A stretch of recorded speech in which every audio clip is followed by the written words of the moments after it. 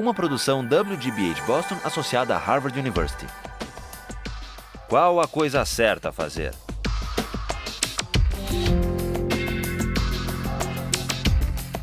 Justice, com Michael Sandel. We ended last time with that remarkable poll. Do you remember? The poll about birth order. What percentage of people in this room raised their hands? Was it to say that they were the firstborn? 75, 80%? And what was the significance of that if you're thinking about these theories of distributive justice? Remember, we were discussing three different theories of distributive justice, three different ways of answering the question, how should income and wealth and opportunities and the good things in life be distributed? And so far, we've looked at the libertarian answer that says the just system of distribution is a system of free exchange, a free market economy, against a background of formal equality, which simply means that jobs and careers are open to anyone. Rawls says this represents an improvement over aristocratic and caste systems because everyone can compete for every job, careers open to talents. And beyond that, the just distribution is the one that results from free exchange, voluntary transactions. No more, no less. Then Rawls argues, if all you have is formal equality, jobs open to everyone, the result is not going to be fair. It will be biased in favor of those who happen to be born to affluent families, who happen to have the benefit of good educational opportunities.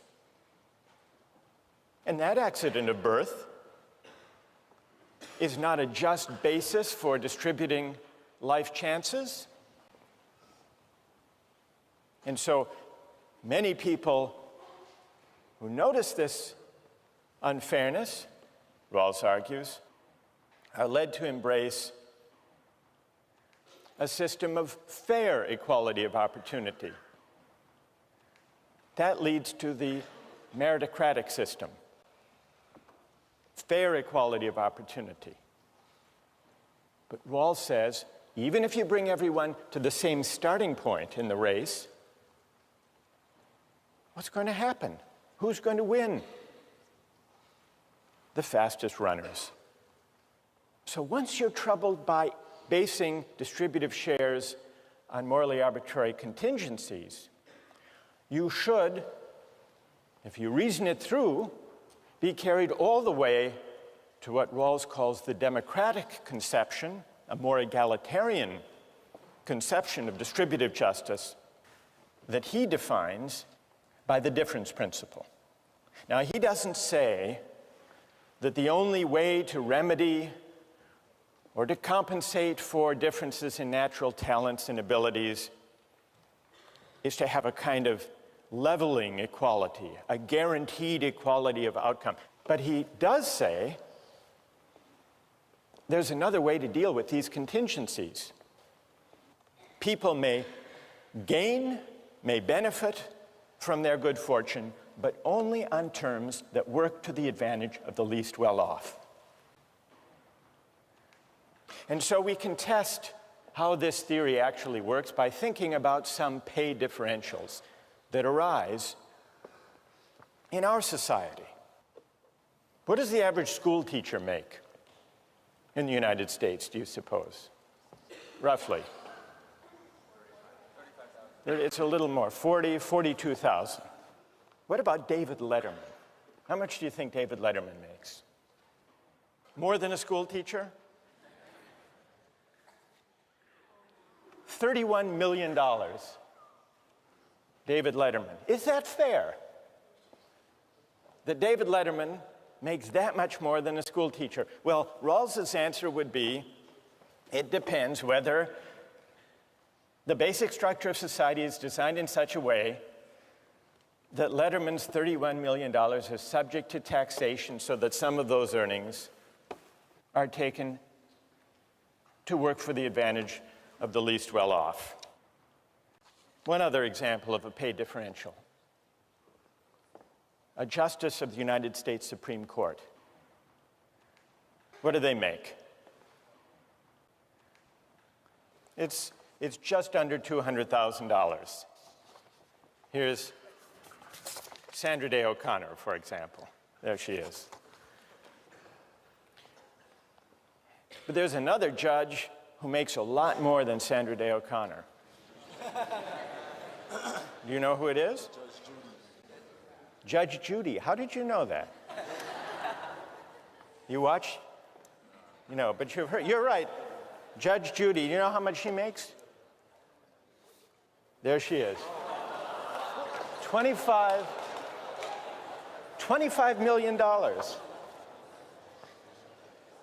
Now, is that just? Is it fair?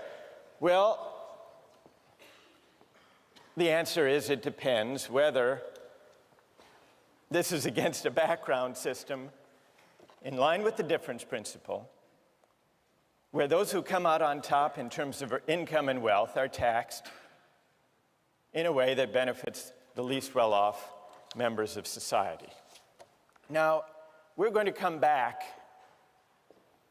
to these wage differentials, pay differentials, between a real judge and a TV judge, the one Marcus watches all the time. What I want to do now is return to these theories and to examine the objections to Rawls's more egalitarian theory, the difference principle. There are at least 3 objections to Rawls's difference principle. One of them came up last time in the discussion, and a number of you raised this worry. What about incentives? Isn't there the risk if taxes reach 70, 80, 90% marginal rate that Michael Jordan won't play basketball? That David Letterman won't do late night comedy? Or that CEOs will go into some other line of work? Now, who among those who are defenders of Rawls, who has an answer to this objection about the need for incentives? Yes, go ahead, stand up. Rawls's idea is that there should only be so much difference that it helps the least well-off the most. So if there's too much equality, then the least well-off might not be able to watch late-night TV or might not have a job because their CEO doesn't want to work. So you need to find the correct balance where taxation still leaves enough incentive for the least well-off to benefit from the talents. Good. And what's your name? Tim. Tim. All right. So Tim is saying, in effect, that Rawls takes account of incentives and could allow for pay differentials and for some adjustment in the tax rate to take account of incentives, but, Tim points out,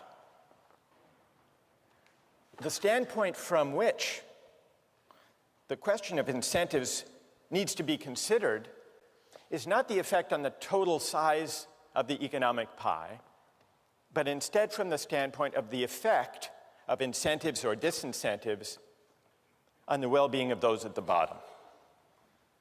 Right? Good, thank you. I think that is what Rawls would say.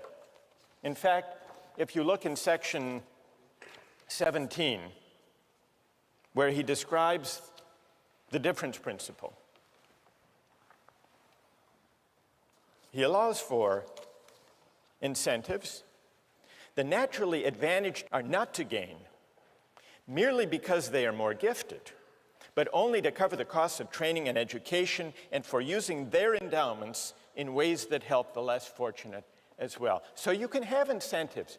You can adjust the tax rate if taking too much from David Letterman or from Michael Jordan or from Bill Gates winds up actually hurting those at the bottom. That's the test. So incentives, that's not a decisive objection against Rawls's difference principle. But there are two weightier, more difficult objections. One of them comes from defenders of a meritocratic conception. The argument that says, what about effort? What about people working hard, having a right to what they earn because they've deserved it, they've worked hard for it? That's the objection from effort and moral desert. Then there's another objection that comes from libertarians, and this objection has to do with reasserting the idea of self-ownership. Doesn't the difference principle, by treating our natural talents and endowments as common assets, doesn't that violate the idea that we own ourselves? Now, let me deal first with the objection that comes from the libertarian direction.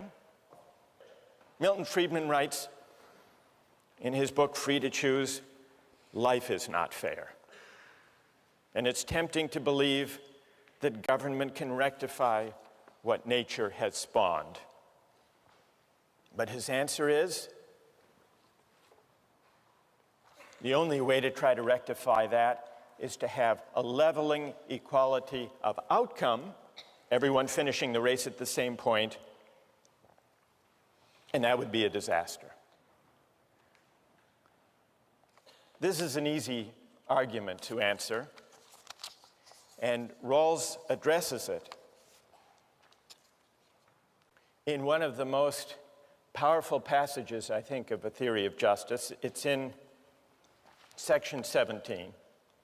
The natural distribution, and here he's talking about the natural distribution of talents and endowments, is neither just nor unjust. Nor is it unjust that persons are born into society at some particular position. These are simply natural facts. What is just and unjust is the way that institutions deal with these facts. That's his answer to libertarian laissez-faire economists like Milton Friedman who say life is unfair, but get over it. Get over it, and let's see if we can at least maximize the benefits that flow from it. But the more powerful libertarian objection to Rawls is not libertarian from the libertarian economists like Milton Friedman. It's from the argument about self-ownership, developed, as we saw, in Nozick. And from that point of view, yes, it might be a good thing to create Head Start programs and public schools so that everyone can go to a decent school and start the race at the same starting line. That might be good. But if you tax people to create public schools, if you tax people against their will, you coerce them. It's a form of theft. If you take some of Letterman's $31 million, tax it away to support public schools against his will, the state is really doing no better than stealing from him. It's coercion. And the reason is we have to think of ourselves as owning our talents and endowments, because otherwise we're back to just using people and coercing people. That's the libertarian reply. What's Rawls' answer to that objection?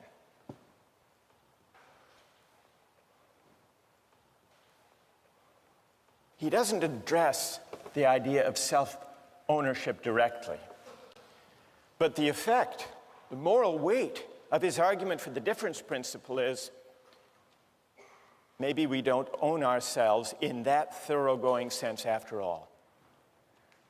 Now, he says this doesn't mean that the state is an owner in me in the sense that it can simply commandeer my life.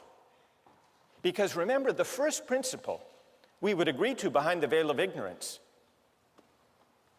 is the principle of equal basic liberties: freedom of speech, religious liberty, freedom of conscience, and the like. So the only respect in which the idea of self-ownership must give way comes when we're thinking about whether I own myself in the sense that I have a privileged claim on the benefits that come from the exercise of my talents in a market economy. And Rawls says, on reflection, we don't. We can defend rights. We can respect the individual. We can uphold human dignity without embracing the idea of self-possession. That, in effect, is his reply to the libertarian. I want to turn now to his reply to the defender of a meritocratic conception, who invokes effort as the basis of moral desert. People who work hard to develop their talents deserve the benefits that come from the exercise of their talents. Well, we've already seen the beginning of Rawls's answer to that question, and it goes back to that poll we took about birth order. His first answer is, even the work ethic, even the willingness to strive conscientiously, depends on all sorts of family circumstances and social and cultural contingencies for which we can claim no credit.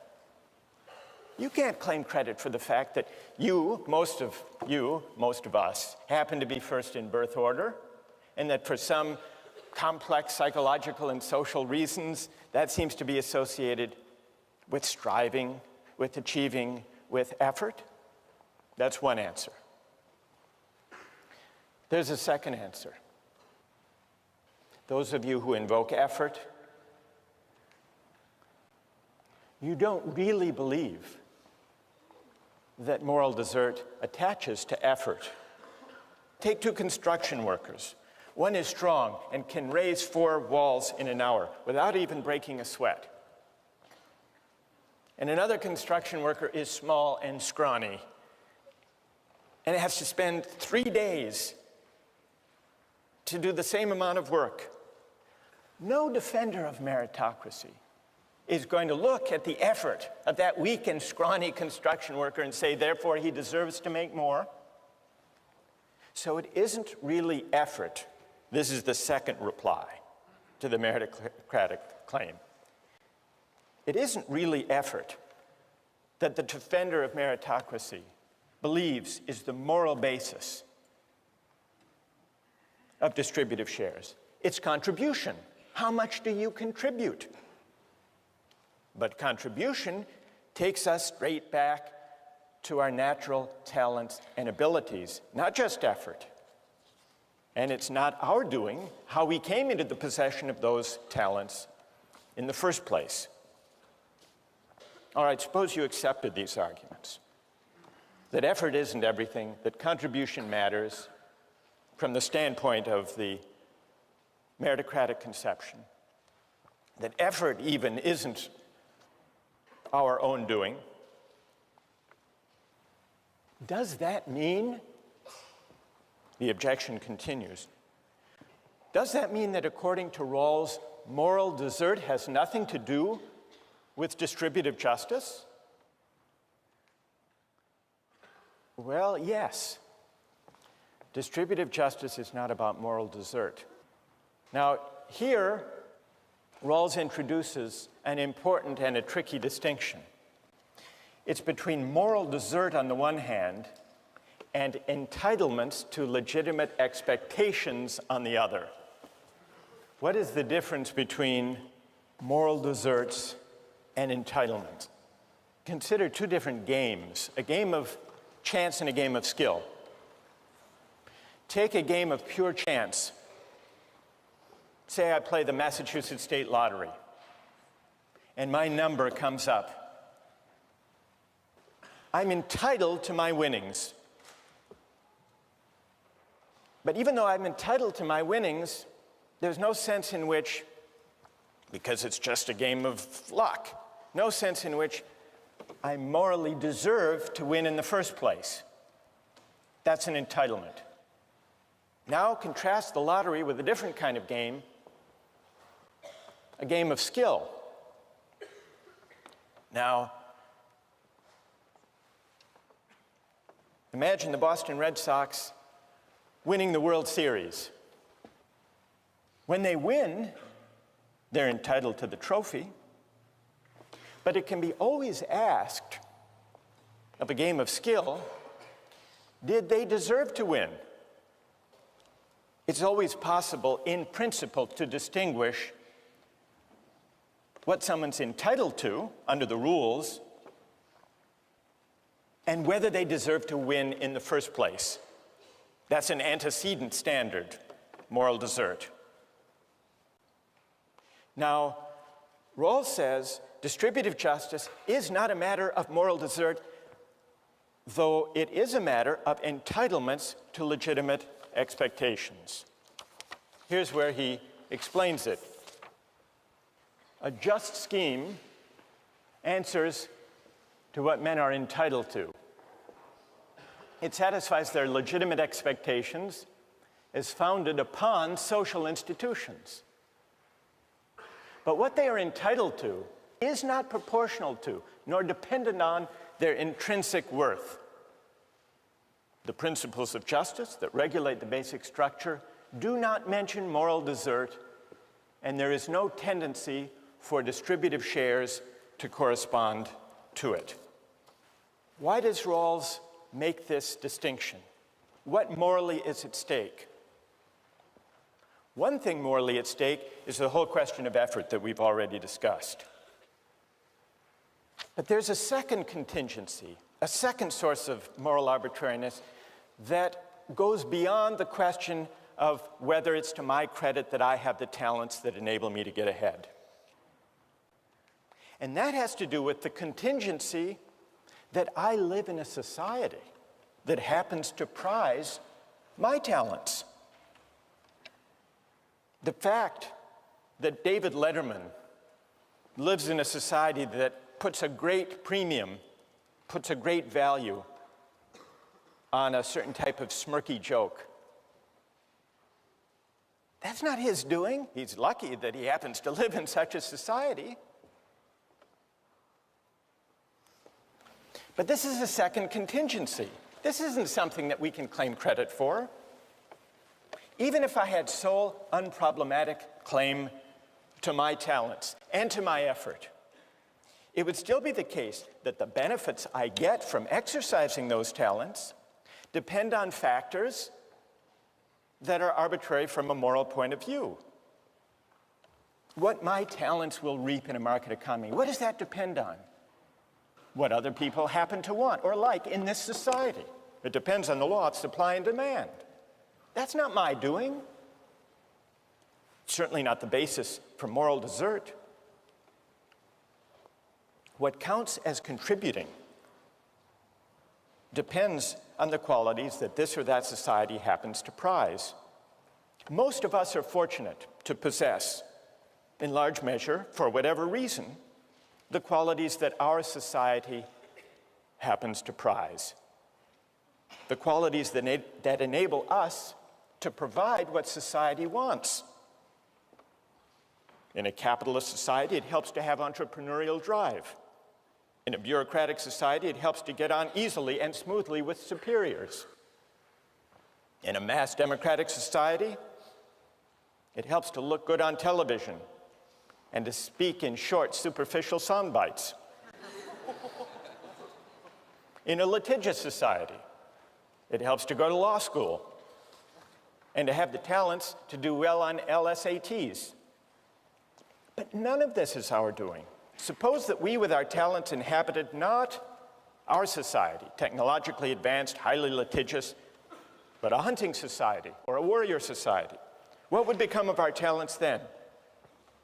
They wouldn't get us very far. No doubt some of us would develop others. But would we be less worthy? Would we be less virtuous?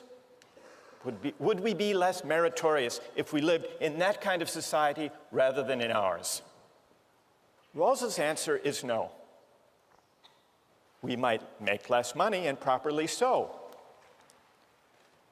But while we would be entitled to less, we would be no less worthy, no less deserving than we are now. And here's the point: the same could be said of those in our society who happen to hold less prestigious positions, who happen to have fewer of the talents that our society happens to reward. So here's the moral import of the distinction between moral desert and entitlements to legitimate expectations. We are entitled to the benefits that the rules of the game promise for the exercise of our talents. But it's a mistake and a conceit to suppose that we deserve in the first place a society that values the qualities we happen to have in abundance.